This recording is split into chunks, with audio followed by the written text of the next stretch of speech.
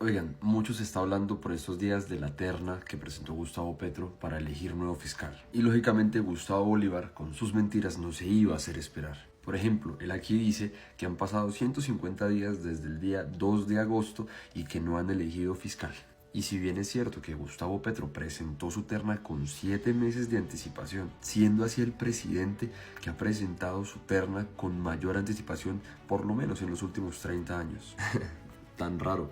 ¿Cuál será el afán de Gustavo Petro de tener fiscal de bolsillo, ala? Pero volviendo a la mentira de Gustavo Bolívar, si bien es cierto que se presentaron en agosto, la Corte empezó la elección el 23 de noviembre. Y desde el 23 de noviembre hasta hoy solamente han pasado 68 días. Un tiempo que es totalmente normal, porque generalmente la Corte tarda en ponerse de acuerdo. ¿O es que ya se les olvidó que cuando estaba el escándalo de la parapolítica hubo 16 meses un fiscal interino? Tiempo donde no hubo una elección de fiscal general de la nación, o que por ejemplo hubo un periodo de interinidad de 8 meses hasta que llegara Barbosa. Y es que para que un fiscal sea electo necesita 16 votos que no ha conseguido ninguna de las fiscales presentadas en la terna. Pero no ha pasado nada, seguramente habrá otra ronda y otra ronda hasta que la Corte se defina por alguien.